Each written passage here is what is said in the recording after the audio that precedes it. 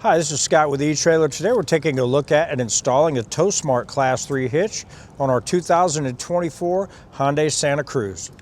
The Santa Cruz is a really versatile vehicle, and with adding a hitch, you just up your versatility a whole lot more. What's nice about these is you're going to be able to add either a cargo carrier on the back or a bike rack. That's really nice because you are going to have the truck bed feature on this one, but just adds a little more room on the outside of the vehicle to haul stuff. Now you're also going to be able to pull small trailers with this one as well.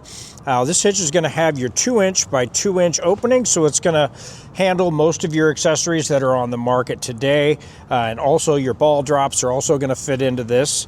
This hitch is going to have a 5/8 pinhole opening, and that's going to accept your standard pin and clip that's going to go in there. Now keep in mind this one won't come with a pin and clip, so you may want to pick one of these up.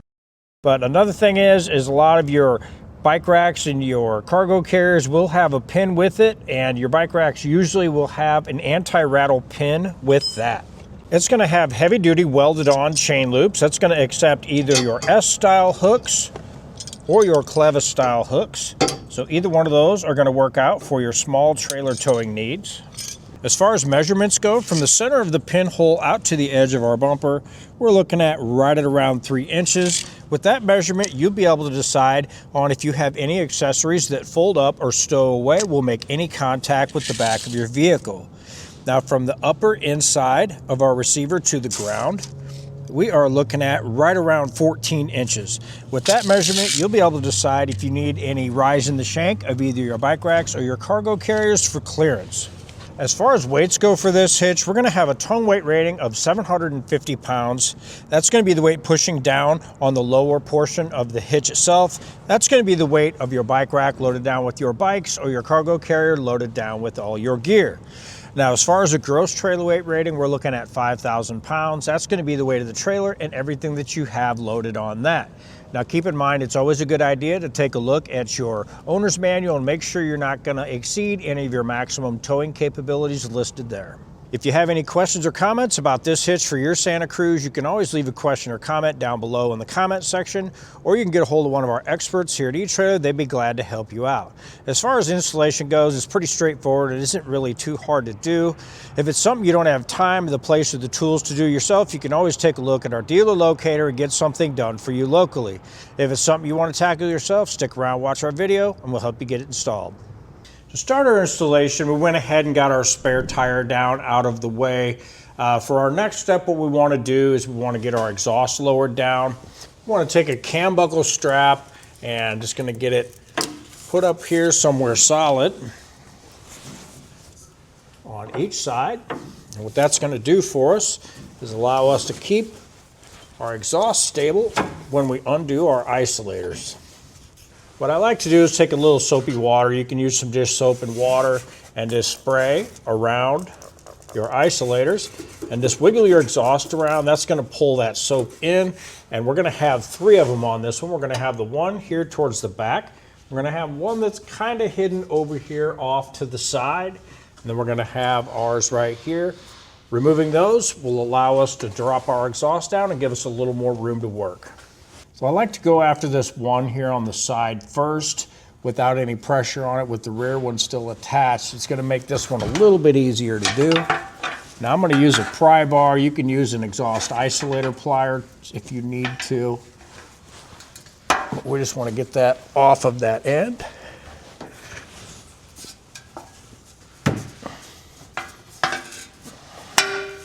Go ahead and get this rear one pried off as well.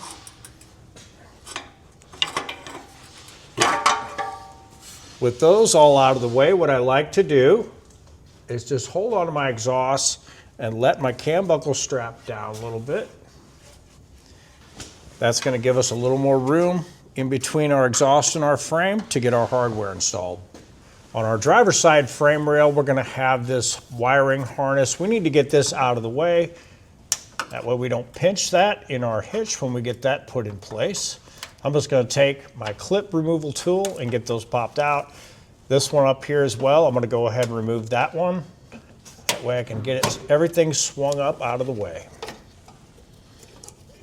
We're going to have our weld nuts in our frame here we're going to be utilizing to get our hitch put in place. With those, what I like to do is just take a tube brush and run them in and out of those to get any kind of dirt and debris out of there on all three of those on each side. Now for our hardware that comes in our kit, we're going to have our bolt and washer. And on our washers, you're going to have a side that has little teeth on it, and they're going to be conical. When you get these installed, you kind of want to put them all together before you start lifting your hitch into place, and make sure you have your teeth facing your hitch. With an extra set of hands, we'll just get our hitch lifted into place.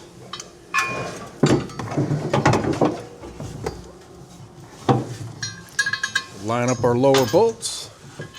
And I like to start these lower ones first.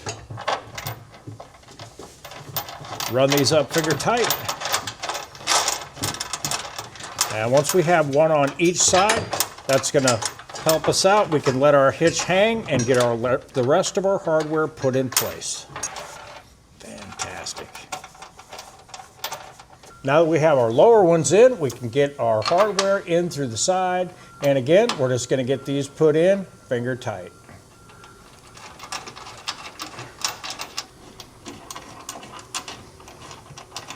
Snug down all of our hardware. I like to start with my bottom ones underneath it here first.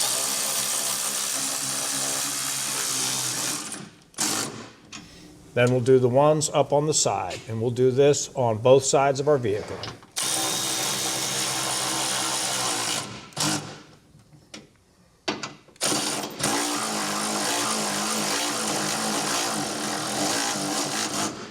After we have everything snugged down, we'll come back through with our torque wrench and torque everything down to the specifications listed in our instruction manual. If you don't have a torque wrench, you can pick one up here at eTrailer. We do have some options available, or you can take a look at your local auto parts store. You should be able to rent one there.